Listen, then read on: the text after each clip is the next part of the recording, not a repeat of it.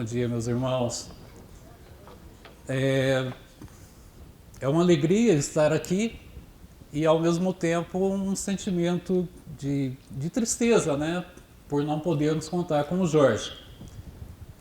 É claro que eu não tenho a mínima pretensão de dizer que eu estou aqui substituindo o Jorge. O trabalho rico de pesquisa que ele faz em todas as suas apresentações sobre biografia. Mas eu espero dar conta do recado e passar para vocês um pouco, né, da vida desse grande espírito Vicente de Paulo. O Felipe, na apresentação, ele só esqueceu de destacar que o comandante é ele, né? Então, aquilo que a gente faz, eu, o Walter e a Paula, que está aqui também, é sob o comando do nosso querido Felipe. Então, vamos à nossa apresentação. Não está passando um slide aqui, o outro passava e não apontava. Quando você verifica? Ah, tá.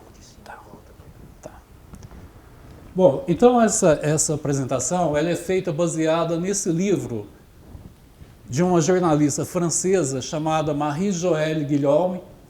Ela tem atualmente 73 anos de idade, é uma jornalista. E o que nós consideramos interessante em relação a isso é que, quando a gente busca uma biografia de um santo e que ela é escrita, por exemplo, por um religioso, existe uma tendência de já na biografia tem uma tendência de ir santificando o personagem desde o início da sua vida, né? E aqui a jornalista ela faz um grande trabalho de pesquisa, são quase 500 páginas, e ela mostra o homem Vicente de Paulo. Então acho que é isso que enriquece, né, essa informação para nós. Então ela até coloca isso na introdução.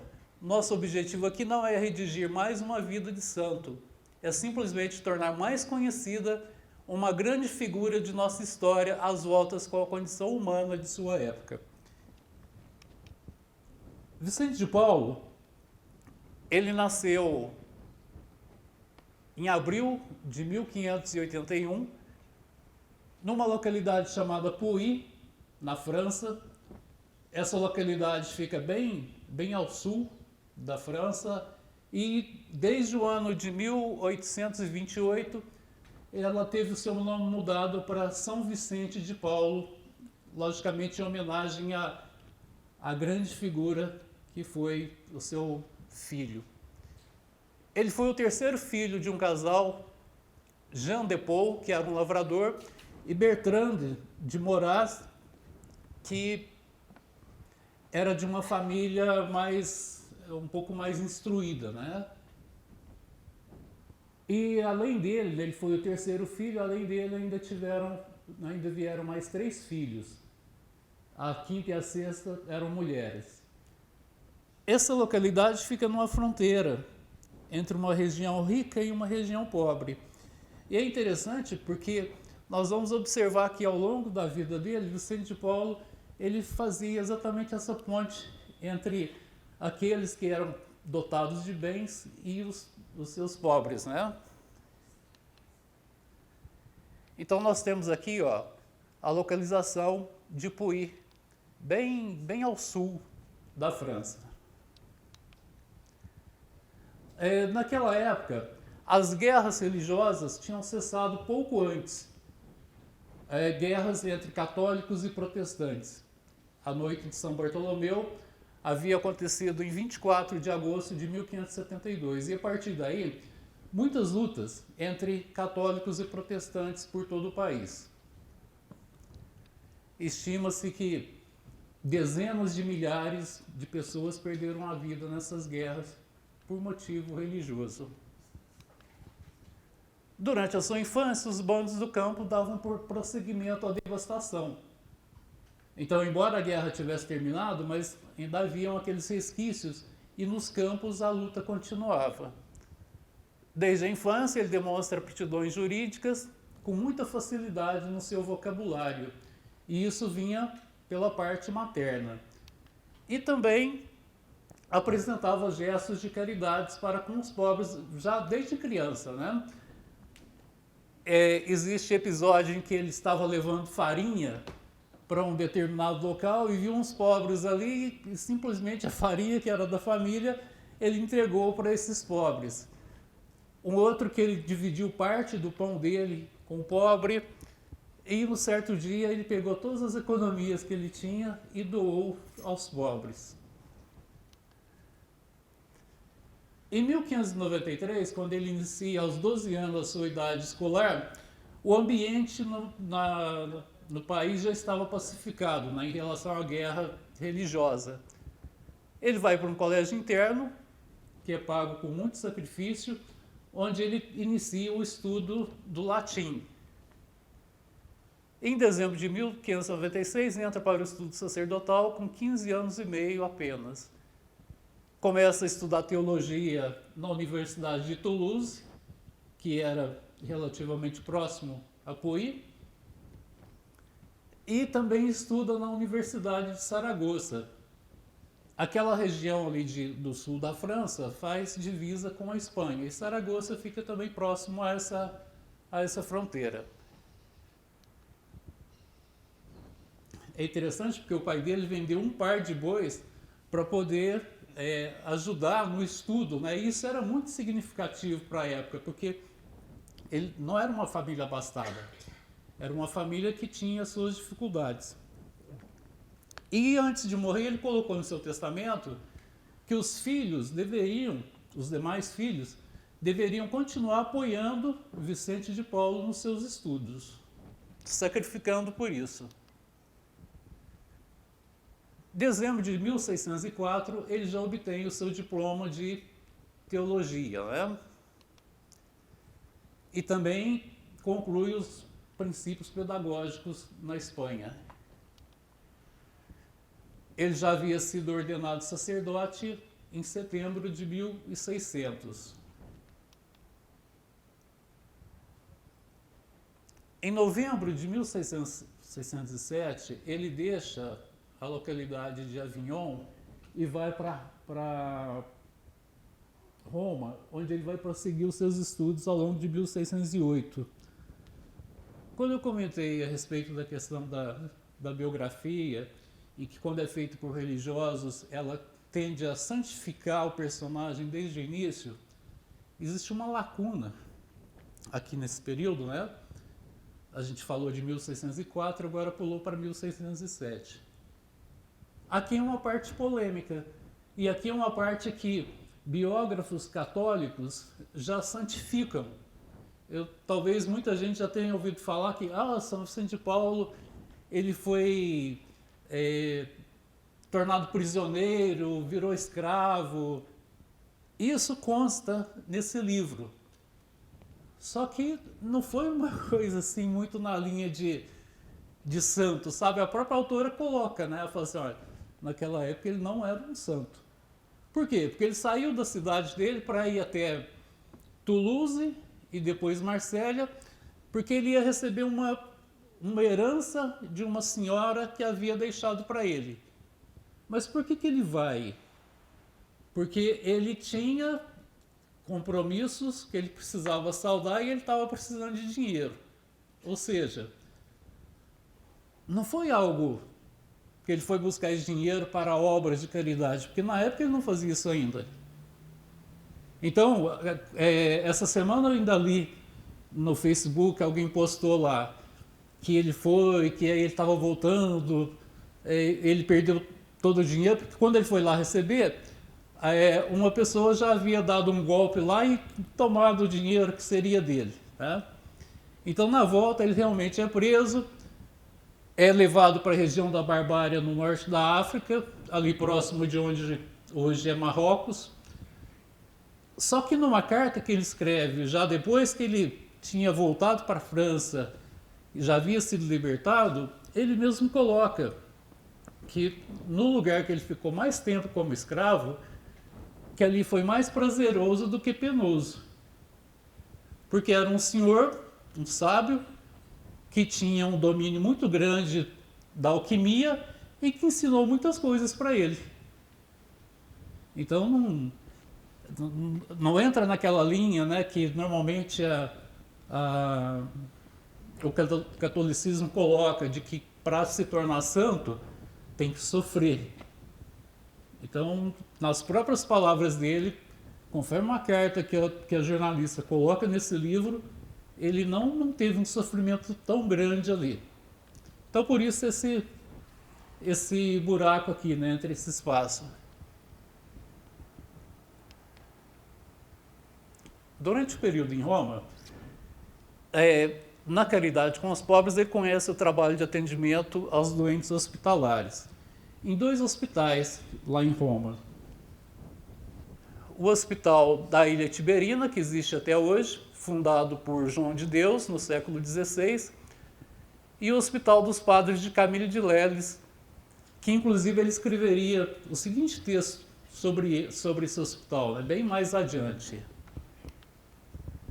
Também é necessário tratar os doentes pobres como vos ensina essa mesma bondade, ou seja, com suavidade, compaixão e amor, pois eles são os vossos mestres e os meus também.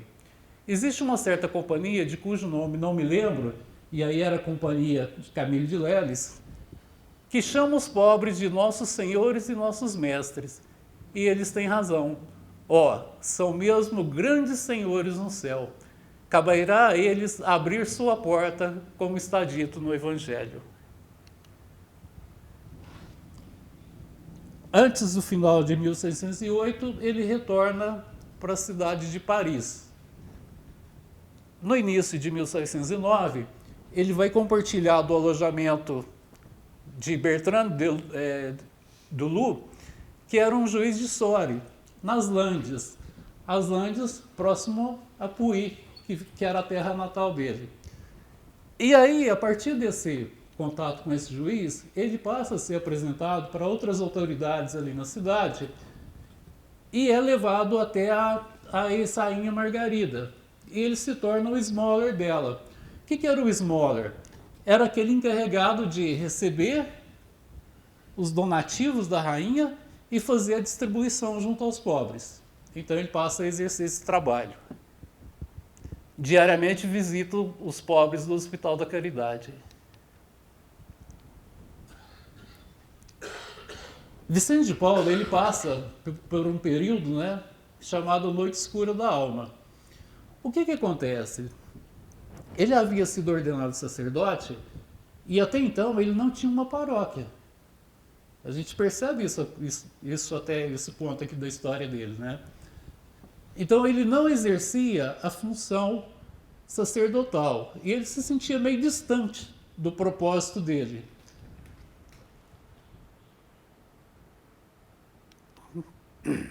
A saída do túnel acontece da seguinte forma, o túnel escuro, né? Essa noite espiritual. O credo levado ao coração, a oração do credo que existe no catolicismo, ele coloca essa oração no coração e todas as vezes que ele sentia aquela dúvida, ele levava a mão ao coração para relembrar desse credo. E também a dedicação ao trabalho da caridade. Ele redobra a atenção aos doentes do Hospital da Caridade.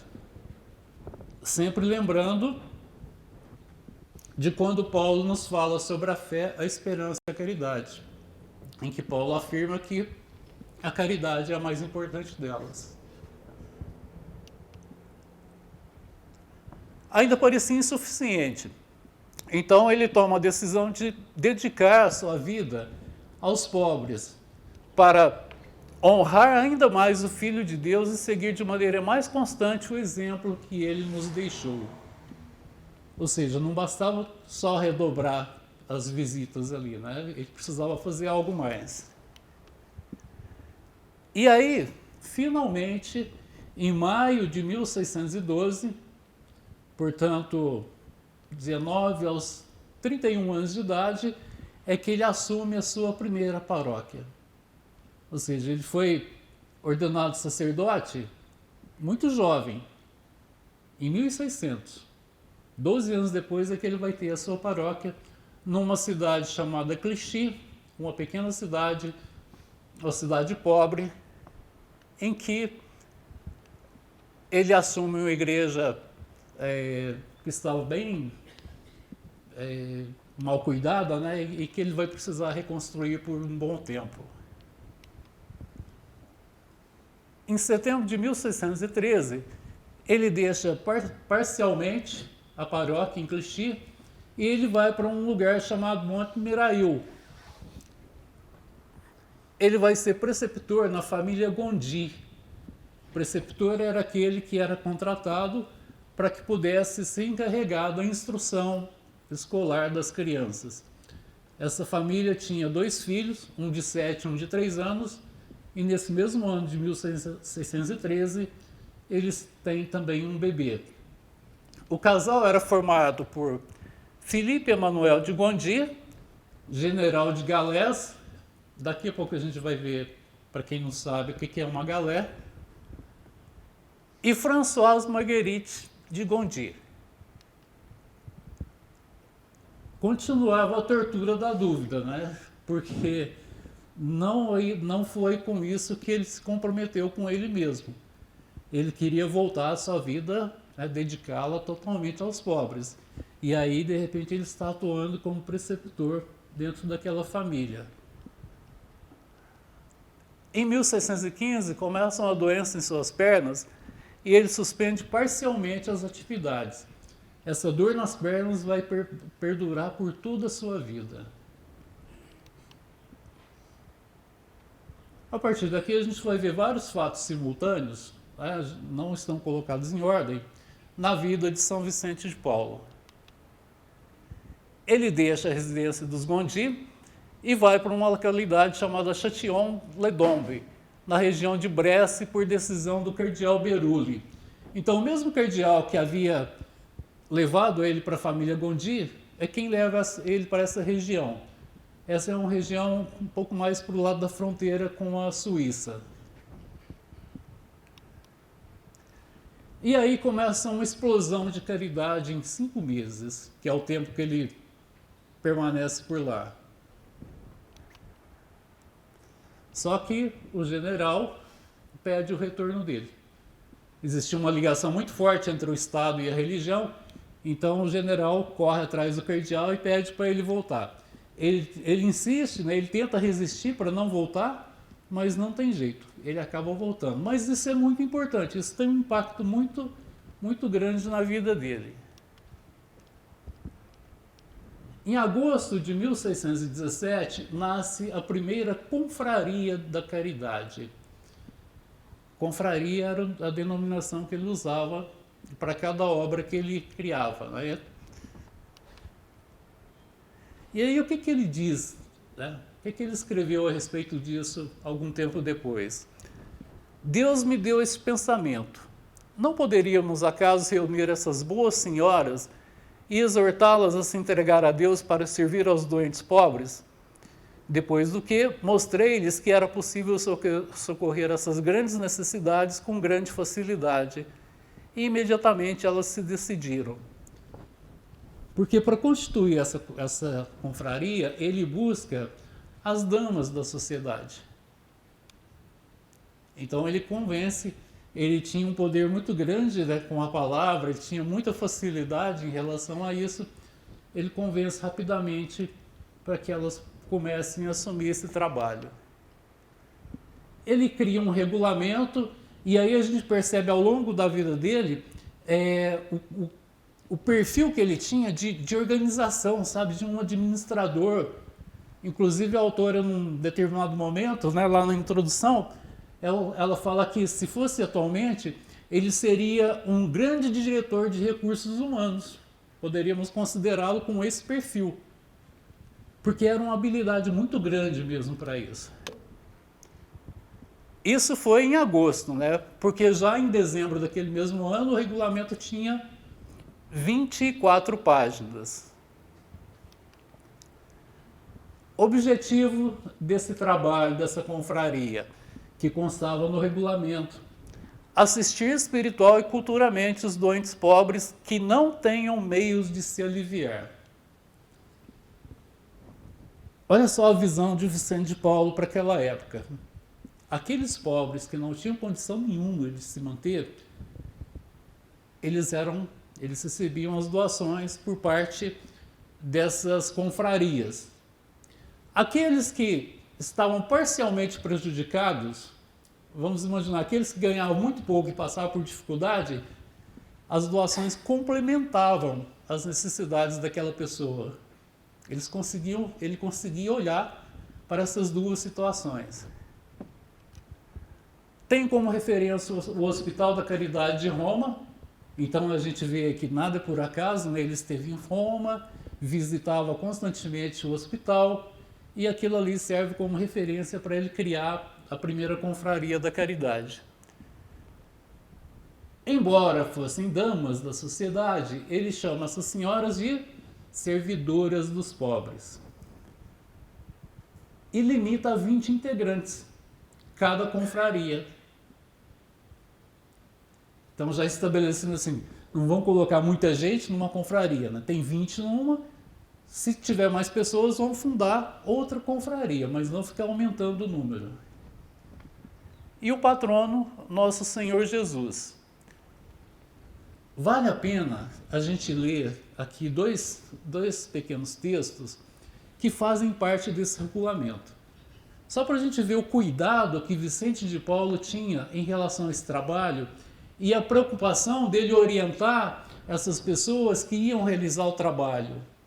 Não era simplesmente, vamos auxiliar os pobres, e aí cada um vai lá, visita e não tem orientação.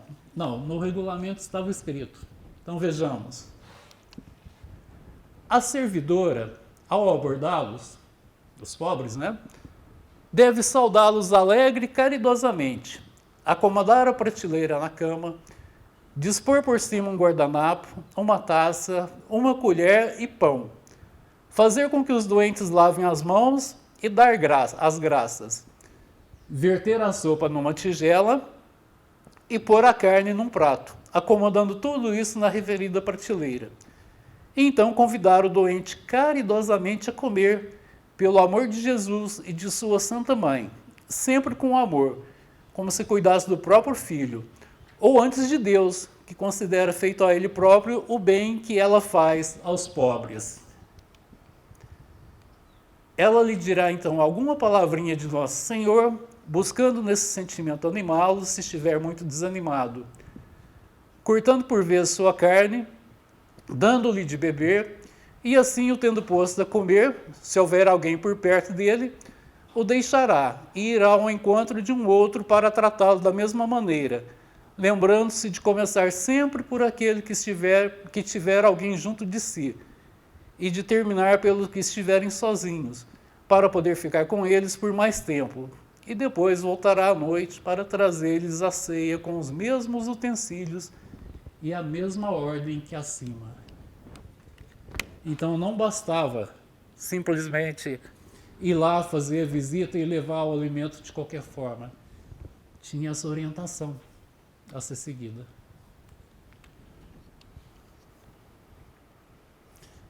É um detalhe, né? Essas senhoras, elas trabalhavam o dia todo, mas em dias alternados, tá? Então o grupo era dividido.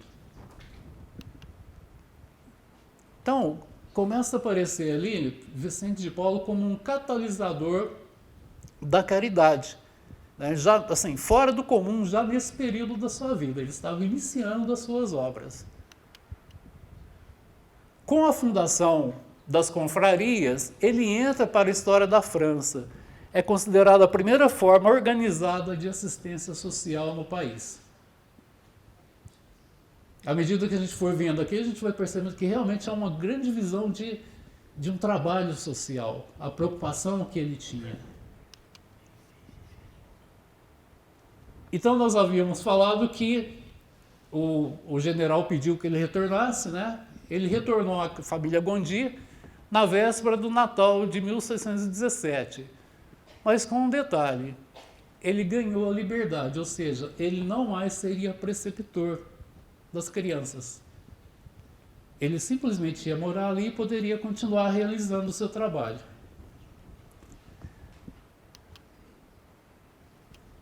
É importante a gente fazer um parênteses aqui para falar rapidamente a respeito das guerras da época na França, né?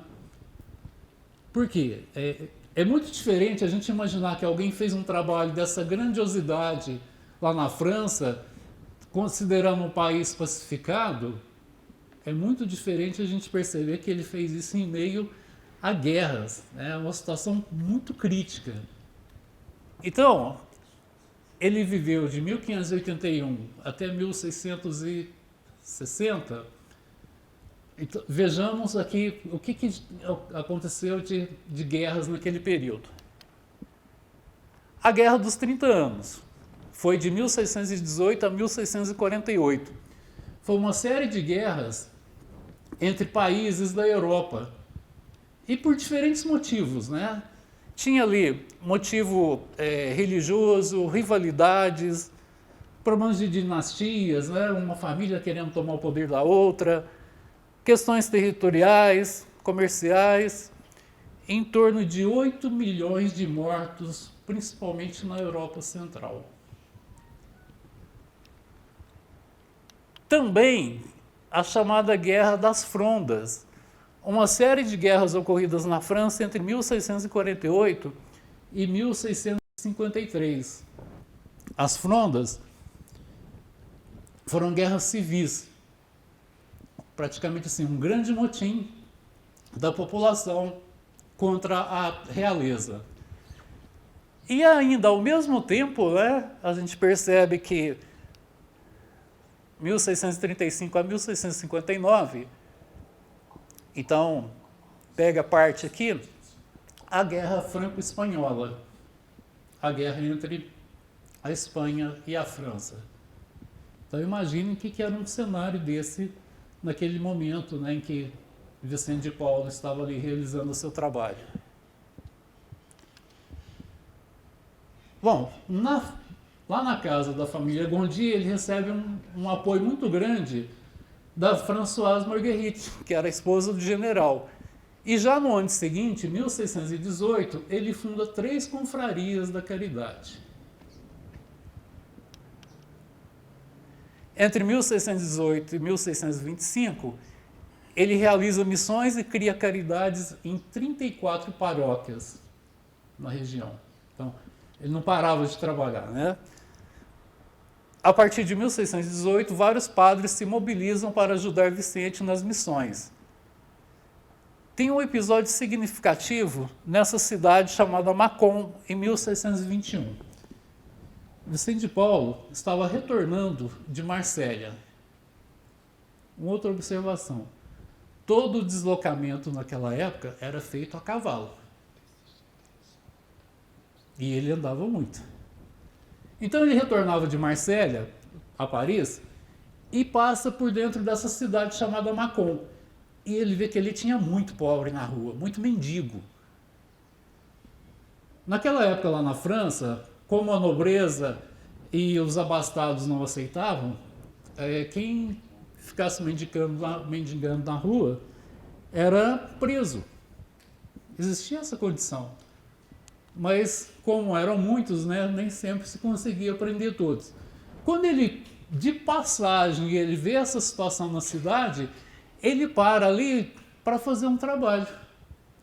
Ele se reúne com as autoridades, né, religiosas e políticas, com aqueles abastados ali da sociedade, e vai mostrar para eles, olha, vocês precisam se reunir e resolver o problema, porque se fizer um trabalho para atender essas pessoas, vai resolver a questão legal do poder público e vai resolver também na parte religiosa. Em 3 semanas, ele consegue ali que sejam criadas 2 confrarias para atender esses pobres. E sai dali em 3 semanas com esse trabalho organizado. Então, para a gente perceber, né, como que era a preocupação dele com os pobres. Ele vai se tornar capelão-geral das galeras do rei a partir de 1618. Então, uma galé, gente, era um barco grande, dessa forma aqui, a remos. E quem remava? Eram escravos, prisioneiros, era um trabalho forçado. Então a gente percebe na figura ali que tem ali os, não sei qual que seria a denominação, né? Mas tem aqueles que ficavam fiscalizando e até açoitando aqueles que eles achavam que não estavam remando com todo o empenho. Às vezes, ele não estava remando da forma que deveria porque estava doente, porque estava sem forças.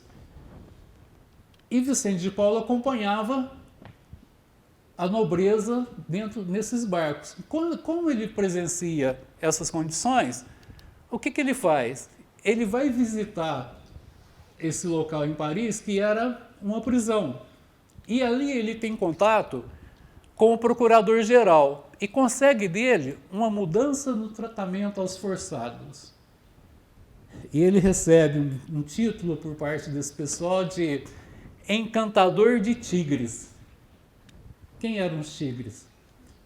Aqueles que realizavam trabalho forçado. Mas Vicente de Paulo, através do seu amor, do seu cuidado, ele consegue se aproximar dessas pessoas. É importantíssimo o trabalho dos Gondi. Então a gente vê que, como sempre, né, nada é por acaso. Inicialmente ele foi lá para ser preceptor das crianças, mas estava marcado que um momento aquele trabalho ia tomar um outro rumo, né? E com o apoio do casal, isso que é muito importante. Então o cargo foi criado pelo rei, por influência de Filipe, o general. E o que Vicente de Paulo procurava colocar sempre, né, em relação a esse trabalho? Que era necessário o amor aos pobres, o respeito às autoridades. Então o objetivo do trabalho dele era o quê? Atenuar o sofrimento daquelas pessoas, dos galerianos. Não tem como a gente falar sobre Vicente de Paulo sem a gente destacar a figura de Louise Marillac. Ela vai se tornar, a partir de um determinado momento, né, o braço direito de Vicente de Paulo. Louise, ela era filha de... o seu pai era ligado à nobreza, mas o que acontece? Ele teve 2 casamentos. E no intervalo desses 2 casamentos, ele teve essa filha com uma mãe desconhecida para a história. Ou seja, era uma mãe que não era ligada à nobreza. Por isso, ela carrega o título de senhorita. Porque lá na França, naquela época, se tivesse uma filha numa condição dessa, ela, mesmo quando casada, ela não poderia ser chamada de senhora, de madame. Ela continuaria sendo chamada de mademoiselle, que é senhorita. Então, por isso, senhorita Legras. Legras é o sobrenome do marido dela.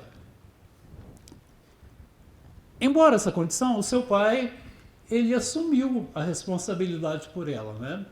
Colocou-a num convento de freiras, para que ali ela pudesse realizar os seus estudos. Então, ela era bastante culta, né? Sabia o latim, tinha dons para arte. E ela faz votos de se tornar uma freira.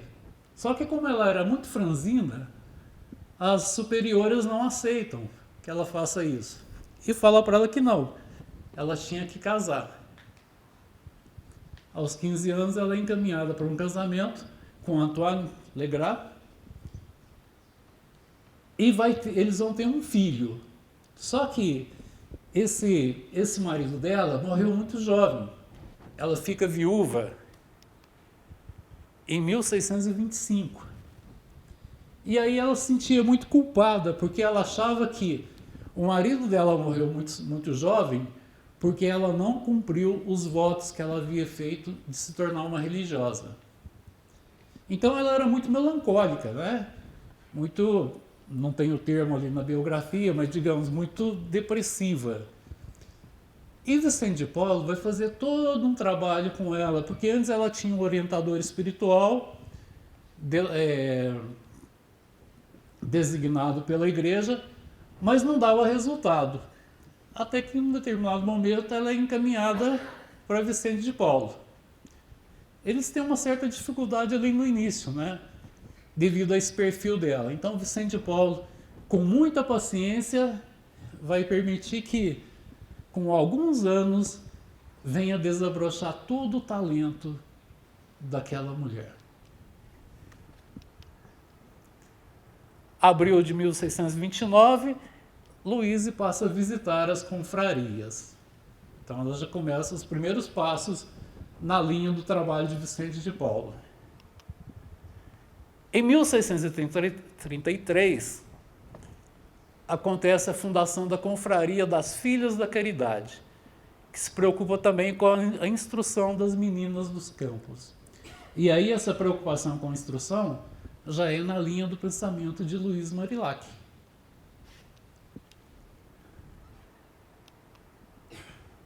Aos poucos, Paris se enche de caridades. Entre 1630 e 31, 15 paróquias já tinham essas confrarias da caridade.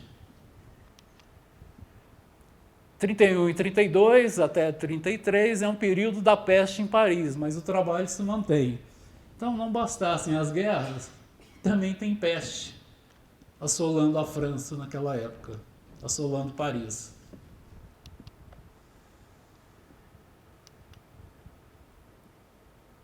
Vicente de Paulo descobre, num determinado momento, as atitudes das senhoras de Paris, as damas de caridade de São Salvador. O que ele descobriu? As damas, como eu disse há pouco, eram senhoras, né, que tinham um poder aquisitivo maior, que tinham mais posses, e que começou lá na primeira confraria. Só que o que essas dessa confraria estavam fazendo? Elas mandavam as suas criadas realizar o trabalho de assistência aos pobres. Elas delegavam, né? Só que o Vicente de Paulo não tem uma atitude de conflito com elas. O que ele percebe? Olha, realmente é muito difícil para uma pessoa nessa condição social enfrentar a realidade, entrar em contato com a realidade desses pobres. Porque imagine as condições de higiene naquela época. Não só na França, em qualquer lugar, né? Imagine só. E aí, a situação onde haviam doentes. Aí ele percebe a importância de aliar o trabalho das damas da caridade com o das filhas da caridade. Qual que era a diferença das filhas da caridade? Lá eram jovens, né, eram mulheres, que boa parte delas vinham até dos campos. Ou seja, eram pessoas de uma classe mais pobre e que estavam acostumadas com aquela realidade. Então, as damas da caridade têm uma responsabilidade maior com relação às doações e as filhas para pôr a mão na massa, principalmente naquelas situações mais críticas. Então entra em cena essa personagem, Marguerite Nazot. Ela é a primeira filha da caridade, antes mesmo que houvesse a designação. Ela era uma camponesa. Ela e outras moças ficam sob orientação de Luíse. Elas abrem um novo caminho para a caridade. E ela vem a ser vítima da peste em 1633.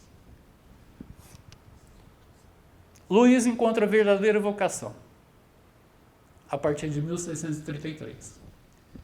Então, naquele período que Vicente de Paulo teve toda a paciência para orientá-la espiritualmente, aguardar que ela começasse a dar os primeiros passos no trabalho voltado para a caridade, em 1633 ela já estava totalmente dedicada a esse tipo de trabalho.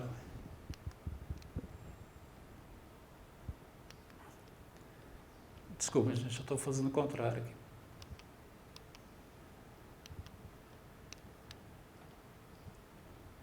Aí Vicente de Paulo deixa mais uma vez a casa dos Gondi.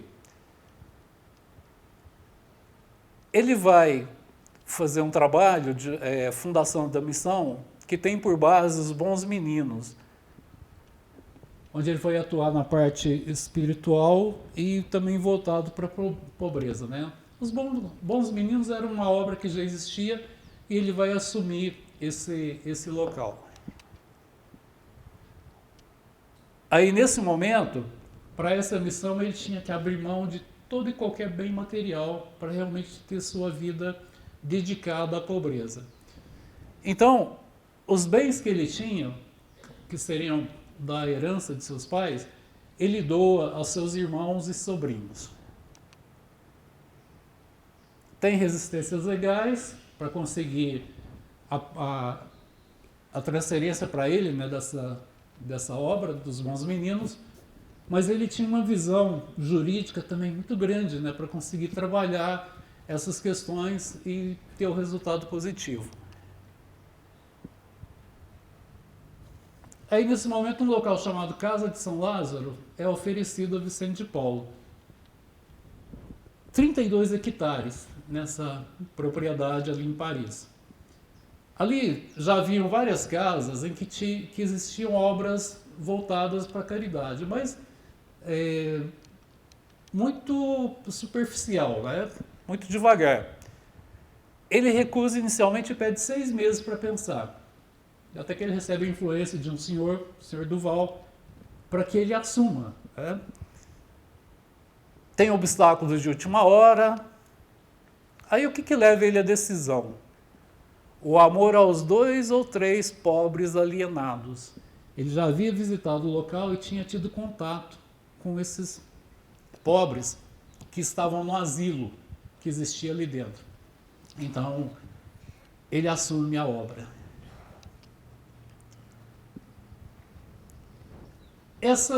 Esse local, São Lázaro, ele vai projetar Vicente de Paulo numa nova dimensão. Então, de 1633, quando ele tinha já 52 anos, até 1643, ele parece um homem-orquestra da caridade. Por que um homem-orquestra, né? Porque ele tocava vários instrumentos. Ele estava em vários locais atuando. Esse local, ele não o utiliza para ficar ali junto com os outros missionários, recebendo a população. Ali era um ponto de onde ele partia para ir ao encontro dos pobres, ali em Paris e até em outras regiões da França. Quando a gente fala em 52 anos, é a mesma situação, né? Se a gente imaginar 52 anos hoje, a gente fala, é jovem, né? Mas naquela época não era.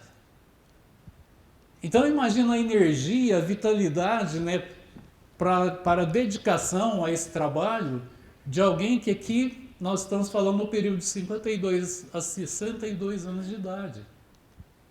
É muito diferente de hoje. E com as dores nas suas pernas. Desde aquela época que a gente citou há pouco. Então, às vezes até cansa da gente ler tudo que ele fazia, mas superior da Congregação da Missão, diretor de São Lázaro, superior das Filhas da Caridade, capelão-geral das Galés, superior da Visitação de Paris, diretor das Damas da Caridade do Hotel Dieu. O Hotel Dieu era um hospital. Presidente da Conferência das Terças-Feiras, sobre a qual nós vamos falar daqui a pouco, organizador e diretor das Confrarias da Caridade. Era só isso que ele estava fazendo naquela época. O leque de suas atividades nesse período tem notável ampliação. Agora sim, o maestro da caridade. Porque vai chegar um ponto em que ele precisa reger todo esse trabalho que era realizado, né? Mas a gente lembra que o maestro, apesar dele ser um regente, em muitos momentos ele deixa ali a sua batuta, ele vai lá, senta ao piano e atua como solista.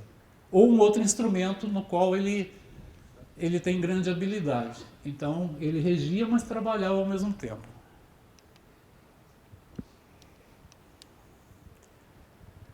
Aí começa a guerra na Lorena, uma região lá da França. Daqui a pouco eu vou mostrar no mapa para vocês onde fica essa região.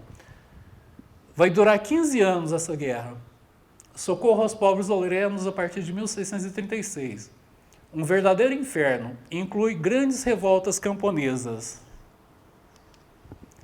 Em plena posse de seus meios intelectuais e humanos. Por outro lado, problemas de saúde constantes que ele sofria. Ele dizia para aqueles que trabalhavam com ele: amemos a Deus, meus irmãos, amemos a Deus, mas que seja à custa de nossos braços, que seja com o suor de nossos rostos.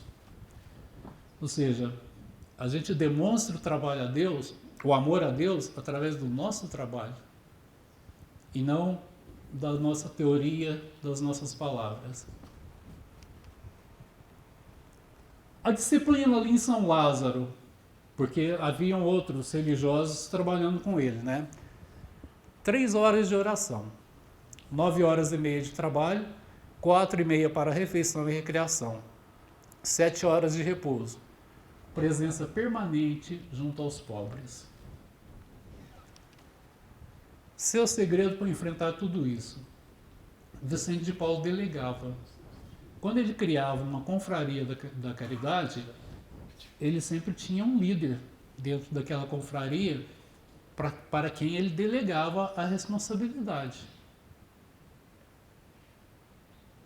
Essa pessoa, só nos momentos de dificuldade, de algum obstáculo, é que entrava em contato com ele para que ele pudesse dar um apoio, pudesse auxiliar. O que mais que ele fazia? 10 correspondências por dia. Ele escrevia para as pessoas com orientação espiritual. Então ele ainda arrumava tempo para fazer isso. Imagina o que é escrever 10 cartas à mão diariamente. Infelizmente, estima-se que 90% dessas cartas foram perdidas.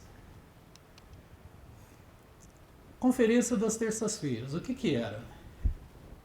Nós temos na doutrina espírita, né? Espíritas, amai-vos, eis o primeiro ensinamento. Instruí-vos, eis o segundo. Já naquela época, o que acontecia? Os homens, né, eles eram ordenados sacerdotes, e a partir da sua ordenação, não se estudava mais. Então, alguns se perdiam em relação à teoria que haviam aprendido. Por sugestão de um padre, Vicente de Paulo cria a chamada Conferência das Terças-Feiras. Qual que era o objetivo? Se alguém puder providenciar para mim um copo de água natural, só para ajudar. Natural, pessoal. O que ele... A Paula já foi buscar lá. Já. Obrigado. O que ele fazia? Ele tinha, às terças-feiras, um trabalho com esses sacerdotes, onde eles iam ter instrução em teologia e também na parte moral. Como desenvolver as suas virtudes. Então, era uma forma de renovação dos religiosos, né? Como se fosse uma reforma eclesiástica naquele momento. Em julho de 1633 acontece a primeira reunião, que vai continuar posteriormente. O que ele passava para eles, né? Que era necessário pregar como os apóstolos, com simplicidade, familiaridade e singeleza. E também era permitida a participação de leigos, em torno de 700 a 800 pessoas por ano. Leigos representando diversas classes da sociedade podiam participar. Só que no caso deles, eles ficavam mais voltados para trabalhos de meditação, de oração, um pouco diferente dos religiosos. Falando um pouco a respeito das damas da caridade, né? Essa senhora, Genevieve Fael, ela era uma viúva. Obrigado, Felipe.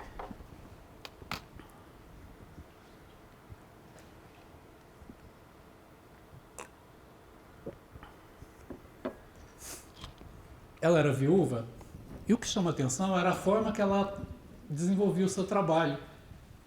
Ela era muito alegre e muito espontânea. Então ela aliava ali no trabalho que ela realizava junto àquelas pessoas necessitadas, momentos de oração, mas também de recreação, de brincadeiras. E aí o que ela vai dizer, né? Por fim, meu pai, é muito fácil servir a Deus a esse preço. Então é uma outra visão, né? Não é aquela linha de, eu vou sofrer ali realizando esse trabalho. Não. Alegria, espontaneidade e leveza. Ela criou em 1634 a caridade do Hotel Dieu, né, do Hospital de Paris, após ter visitado por iniciativa própria o Hospital Parisiense. As damas assumem o encargo das crianças abandonadas de Paris, das esmolas nas províncias arruinadas pela guerra e mais adiante das doações aos prisioneiros, galerianos e escravos. Elas tinham o apoio, né, assim como Vicente de Paulo tinha, de Ana da Áustria, que era a regente na França na época. A partir de julho de 34, algumas filhas da caridade passam a auxiliar também lá no hospital, muitas vezes acompanhadas da própria Louise Marillac. E elas tinham uma orientação, porque ali elas buscavam com que os doentes, né, fizessem a sua confissão, né, que faz parte da religião católica, mas a orientação era que não deveria pressionar os doentes e não deveria também se apresentar como dotada de todas as virtudes. Era preciso demonstrar humildade e respeito pelo outro, doçura.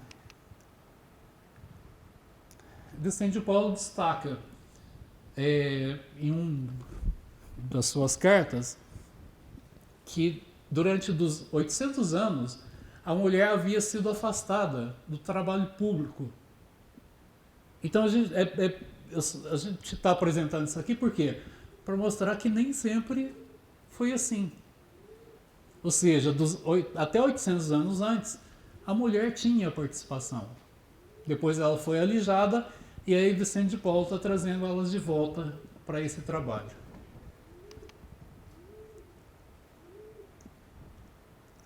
Minhas senhoras, se todos esses bens viessem a se desfazer em suas mãos, seria motivo de grande dor. Ele fala isso para as damas. Por quê? Porque elas tinham poder financeiro. Elas tinham dinheiro, né? Então ele está dizendo, se elas não utilizassem esses bens para poder auxiliar, que grande dor seria que esses bens materiais se perdessem nas mãos delas. Marie Lumag, ela funda em 1630 a obra das Filhas da Providência. O que consistia esse trabalho? Com as guerras, os camponeses acabavam fugindo para Paris. E aí as jovens, como não tinham condição, elas acabavam se entregando à prostituição para conseguir recursos para manter a família.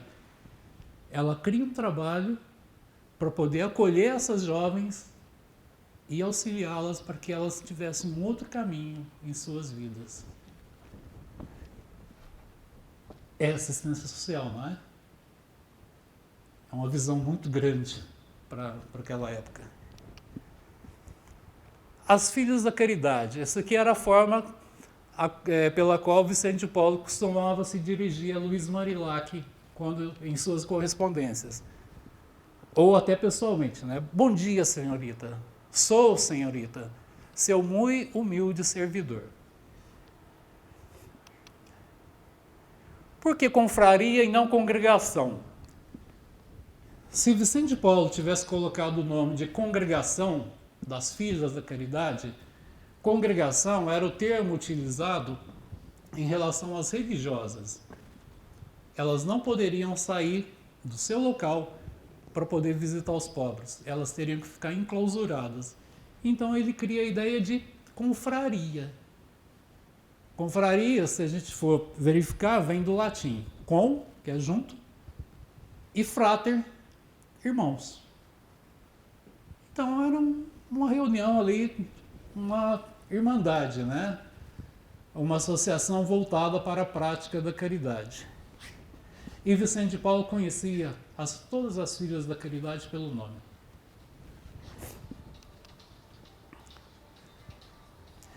Essa é uma outra passagem também muito interessante, porque essa jovem, ela dirigiu várias obras das Filhas da Caridade. E certa feita, uma marquesa queria que ela fosse trabalhar na casa dela, porque ela era tão dedicada, fazia um trabalho tão bem feito. E aí Vicente de Paulo fala que não, Luiz Marilac também fala que não. Ela insiste e fala, não, então vamos fazer o seguinte, conversa direto com ela. Aí o que ela responde para essa senhora? Senhora, deixei a casa de meus pais para servir aos pobres, e a senhora é uma grande dama, poderosa e rica. Se fosse pobre, senhora, de bom grado haveria de lhe servir. Aí Vicente de Paulo vai dizer para Luísa a respeito disso, nem pode imaginar a coragem que isso me deu para a caridade. De ver essa postura, né, de uma das filhas da caridade. 1640, a peste assola Paris e estende a oeste e centro. Os três grandes remédios da época, sangria, purgação e lavagem. É preciso ter o coração forte. Imagina o que essas filhas da caridade enfrentavam nas suas visitas a essas casas. E Vicente de Paulo falava para elas, né? Mas elas haverão de se lembrar que é necessário preferir sempre as suas práticas de devoção, o atendimento aos pobres e outros trabalhos, quando a necessidade e a obediência as convocar, sabendo que dessa forma deixam Deus por Deus.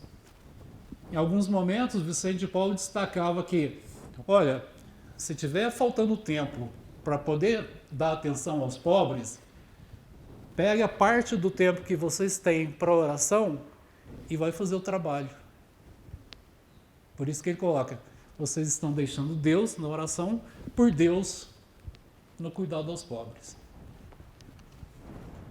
A obra das crianças abandonadas. No século anterior, já existiam umas crianças abandonadas nas portas da Catedral de Notre Dame. E tinha sido criado um trabalho lá chamado de As Fraldas, que tinha por objetivo cuidar dessas crianças. Era uma caridade pública. Só que, o que acontecia? Num determinado momento, eles estipulam que 5 pessoas ficavam responsáveis por cada criança. Ou seja, tinha muita gente para cuidar e o cuidado não era feito corretamente. Isso vai levar Vicente de Paulo, em 1638, né, juntamente com Luísa, para assumir esse trabalho, e com as damas da caridade também. Com muita dificuldade, tanto que ele fala, nada é certo quando depende dos grandes. O remédio é fazer o que puder passo a passo. Então ele teve que começar devagar, porque ele não conseguiu obter naquele momento o apoio do qual ele necessitava. Mas a partir de 1640, todas as crianças abandonadas são recebidas. Mobilizava as 3 instituições, Damas da Caridade, Filhas da Caridade e São Lázaro.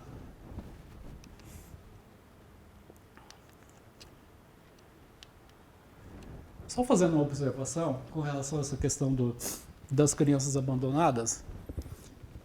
Antes de Vicente de Paulo, né, e das filhas e damas daquela idade assumirem o trabalho, acontecia, essas crianças abandonadas eram filhos bastardos, filhos de mães solteiras, que não absolutamente eram aceitos, né? Então, às vezes, tinham lugares que cuidavam, mas tinha uma coisa assim muito triste que acontecia na época, mais triste ainda, né? Muitas vezes, quando as crianças cresciam um pouco, elas eram vendidas para aqueles que viviam da mendicância. Eles chegavam a quebrar os bracinhos dessas crianças, as pernas, para colocá-las junto de si, ao lado do mendigo, às portas de Notre Dame, para poder ser ali um instrumento que levasse as pessoas a fazer doação. Então, era essa a realidade, né? Então, gente, todas as vezes que a gente fala que hoje está pior do que antigamente, que antes era melhor, é porque a gente não conhece de história. Porque imagina o absurdo que é isso, né?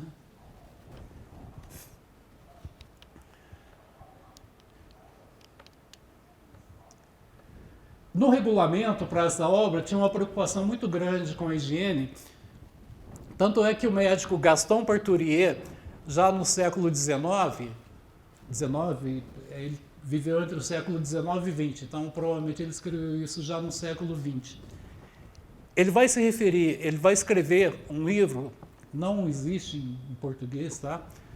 A Vocação Médica de São Vicente de Paulo. E ele cita essa preocupação com a higiene e a proteção de saúde como um autêntico código de higiene infantil para aquela época. Na educação das crianças, lembram que Vicente de Paulo aprendeu sobre pedagogia lá em Saragoça, na Espanha? Então ele apresenta o seu carisma de educador. Palmatória só em último caso. Os meninos tricotam e as meninas fazem renda. Ou seja, as crianças desenvolviam um tipo de atividade. Meados da década de 1640, situação econômica desastrosa na França. Em meio a tanta guerra, né, imagina o que vai virando o país. 1649, Paris é sitiada pelas tropas do rei. Fome e insegurança. Alguns soldados tentam penetrar no local. Lembra que tem lá a Guerra das Frondas, que é uma revolução, uma guerra civil, a população se voltando contra a nobreza?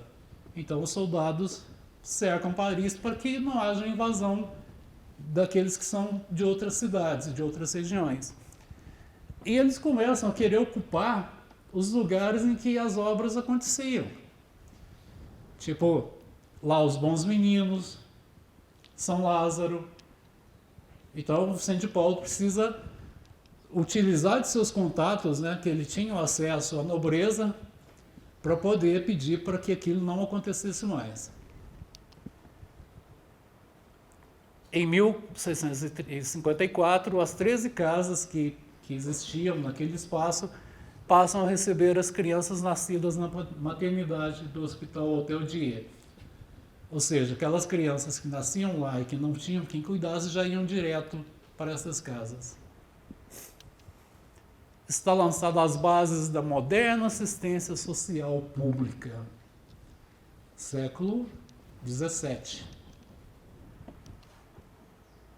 Na fornalha da Guerra dos 30 Anos, as guerras entre os países lá na Europa, né, que nós citamos naquele momento. A região de Lorena, 6 exércitos, cenários de horrores. A missão cuida dos pobres vitimados pela passagem dos exércitos. Guerra, peste e fome. Lorena, Picardia, Champagne e Borgonha. Verdadeiros pesadelos apocalípticos. Então nós temos aqui a primeira seta apontando para a região da Picardia, aqui a região de Champagne. Lorena ficava aqui, ó, já na divisa com a Alemanha, fronteira com a Alemanha, e aqui a região da Borgonha, as 4 regiões mais afetadas por essas guerras. Mais uma vez, na sua obra, Gaston Couturier vai destacar o interesse de Vicente de Paulo pelo tratamento de todos os tipos de doentes que ele encontrava em função dessas guerras, dessas pestes. O que Vicente de Paulo faz para poder auxiliar um pouco mais aos pobres daquelas regiões devastadas pela guerra? Ele restringe a alimentação em São Lázaro. Eles passam a comer um pão preto por dia, só como refeição. Os religiosos que atuavam em São Lázaro, para poder sobrar mais recursos para aquele trabalho. Rigor na gestão das damas do hospital. Gastar menos, para poder também sobrar dinheiro, sobrar recursos para auxiliar os pobres naquelas regiões devastadas. A fome leva à proliferação das enfermidades. Vicente de Paulo destacava que era necessário atender aos pobres visíveis e pobres envergonhados. O que eram os pobres envergonhados? Eram aqueles que anteriormente possuíam seus bens e ficaram sem nada, mas eles tinham vergonha de pedir. Nós temos lá dentro do Evangelho segundo o Espiritismo um item, não me lembro o capítulo, infortúnios ocultos, em que fala que muitos têm necessidade e ficam ocultos em suas casas, e normalmente a gente só busca atender aqueles que demonstram a necessidade, que a gente deveria ir ao encontro desses infortúnios ocultos. Vicente de Paulo orienta as suas equipes a fazerem isso na época. E também as religiosas na clausura. Como elas ficavam na clausura, elas viviam de doação. Com essa dificuldade econômica, elas estavam passando fome também, sem recursos. Então, elas também eram atendidas. Êxodo de Lorena a Paris. A partir de setembro de 1637, Vicente dá especial atenção aos mais fracos, às crianças e às mocinhas. Porque o povo estava tudo fugindo dessas regiões e indo para Paris, né? Era o lugar mais seguro do país na época. Picardia e Champagne, de 1649 a 52, fúria e desolação se abatem sobre as aldeias e cidades de muitas regiões. O exército francês em retirada vai deixando muitos mortos e feridos para trás. E Vicente envia missionários para trabalhar naqueles locais. As filhas da caridade são enviadas a Picardia e Champagne, e até Vicente de Paulo chega a ficar 5 meses lá no local trabalhando. Mais de 200 localidades visitadas. Atenção até para com os mortos. Precauções higiênicas. Eles varriam as ruas, porque muitos corpos eram deixados ali, né, se decompondo. Eles enterravam esses corpos e varriam as ruas, mas antes eles avisavam os moradores: olha, nós vamos fazer isso, então fechem suas casas. Os homens de guerra atacam socorristas. Os soldados estavam atacando aqueles que realizavam o trabalho de caridade. Então, Vicente Paulo, o que ele faz? Ele busca a regente Ana da Áustria e fala: olha, isso não pode acontecer. E ela publica um edito em que os soldados não poderiam cometer aqueles atos sob pena de morte. Então, a gente percebe assim que ele tinha também esse acesso, né, essa influência. Em 1651, a ajuda às províncias incluía a repartição de ferramentas agrícolas e grãos para a semeadura. Mais uma vez, observem a visão de Vicente de Paulo. Aqueles camponeses tinham tido suas terras, as suas plantações devastadas pela guerra. Então, primeiro, vamos lá e vamos dar alimento para eles, vamos auxiliar, cuidar das suas doenças. Mas agora, eles precisam se reerguer por eles mesmos. Então, vamos doar ferramentas, porque tinham sido roubadas, e vamos doar sementes, para que eles possam reiniciar.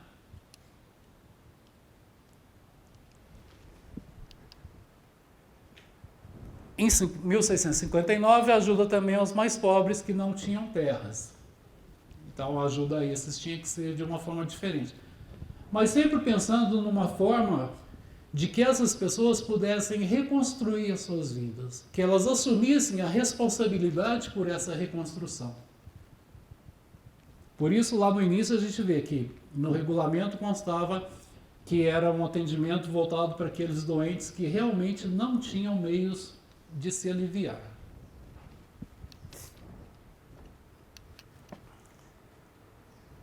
Nesse período, um tenente-general lá na França, ele escreveu uma carta de agradecimento a Vicente de Paulo. E ele chamou Vicente de Paulo de pai da pátria, por todo o trabalho que ele vinha realizando. De 1643 a 1652, Vicente de Paulo vai fazer parte do Conselho da Consciência da Rainha. O que significava isso? Tinha uma ligação muito direta, né, entre o Estado e a religião. Então, às vezes precisava, tinha algum sacerdote em determinada paróquia que estava meio que desvirtuando o trabalho, né? E Vicente de Paulo atuava nesse conselho para reorientar, para redirecionar esse trabalho. Ele tinha a obrigação de frequentar a corte. A princípio eles queriam que ele fosse morar na corte, mas ele não aceita. Inclusive, ela destaca que quando ele ia nas reuniões, ele ia com a mesma roupa que ele utilizava no seu trabalho lá, às vezes até rasgada, né? Para participar. Não fazia nenhuma diferença por estar lá. Mas não fugiu a esse trabalho. Aos 68 anos de idade, ele caiu do cavalo e não podia mais montar. E aí providenciaram uma carruagem para ele poder se locomover ali pela França. Ele chamava essa carruagem de Minha Vergonha. Porque a carruagem era um veículo só para aqueles que eram mais abastados. Uma outra informação, de 14 a 15 mil sopas em Paris, envolvendo também outras obras que não aquelas coordenadas por Vicente de Paulo. Não se restringiu à França, o trabalho de Vicente de Paulo. Então, rapidamente aqui, ele criou missões na Itália, na Irlanda, na Escócia, na Polônia, em Madagascar, na África. Inclusive, aqueles missionários que eram enviados para lá, muitos nem chegavam, né? Pelo tempo longo de viagem, naufrágios, e outros chegavam lá e acabavam morrendo vítimas de doenças tropicais.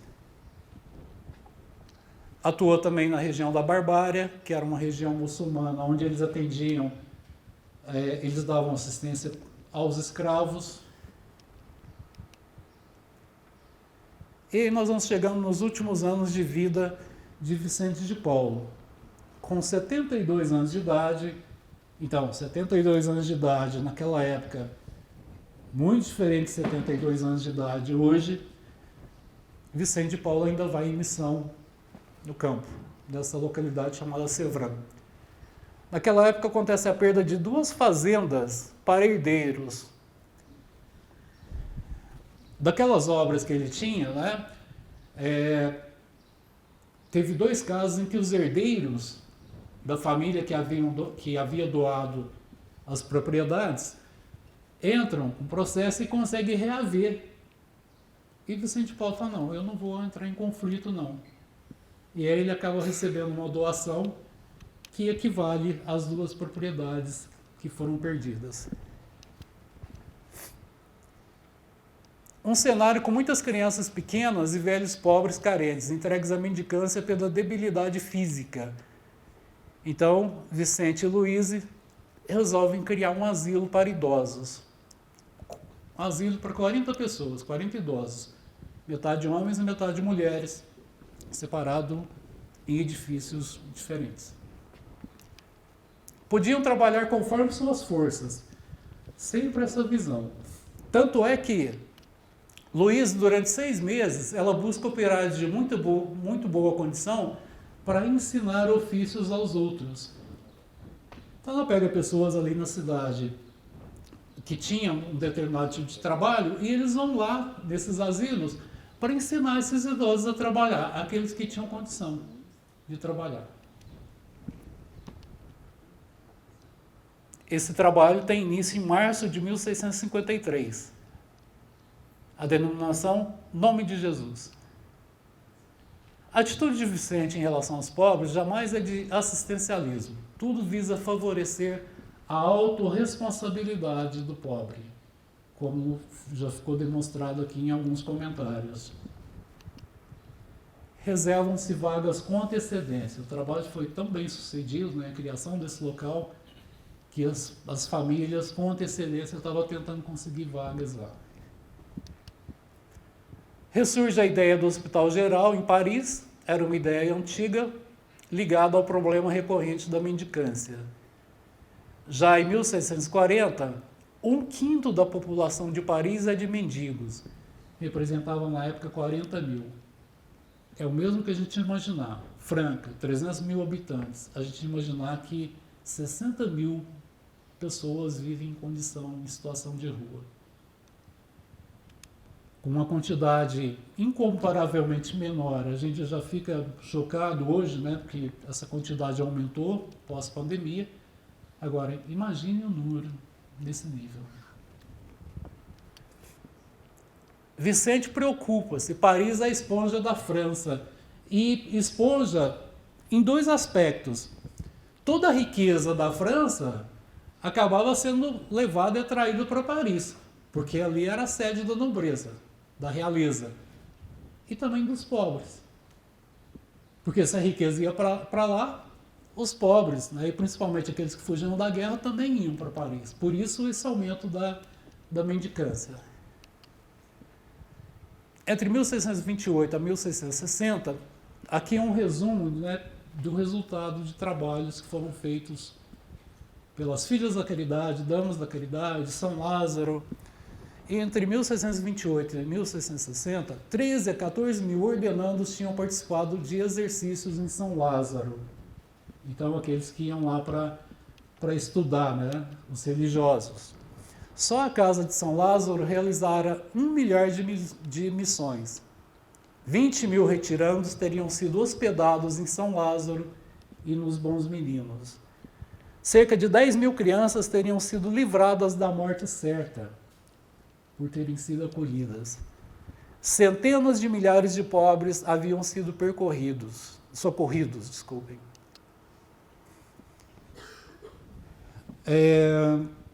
Existe hoje a Sociedade São Vicente de Paulo. Aqui em Franca nós temos, né? Ela foi criada em 1833, exatamente 200 anos após a criação da primeira confraria da Caridade.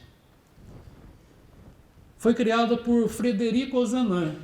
É até uma curiosidade, né? Aqui em Franca, a Sociedade São Vicente de Paulo está situada exatamente na rua Frederico Ozanam.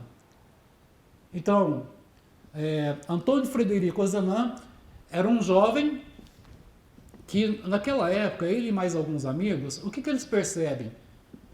O pensamento materialista estava se tornando muito forte. A gente vê isso nas obras espíritas, o crescimento do pensamento materialista, né? E, ao mesmo tempo, a igreja estava se distanciando da atenção com relação às obras das Filhas da Caridade, das Damas da Caridade, tudo trabalho criado por Vicente de Paulo.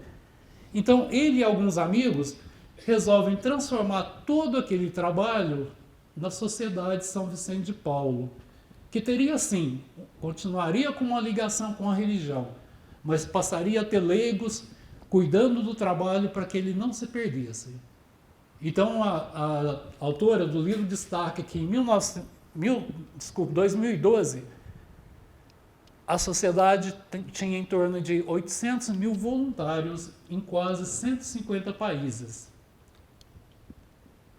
E num trabalho voltado para o feminino, a Associação das Caridades, mais de 200 mil voluntárias, 6 mil equipes em 52 países. O objetivo principal, desenvolver a corresponsabilidade social. Então, tudo isso é fruto daquele trabalho iniciado por Vicente de Paulo, e com todo o empenho também de Luiz Marilac e vários outros nomes, numa condição um pouco menor.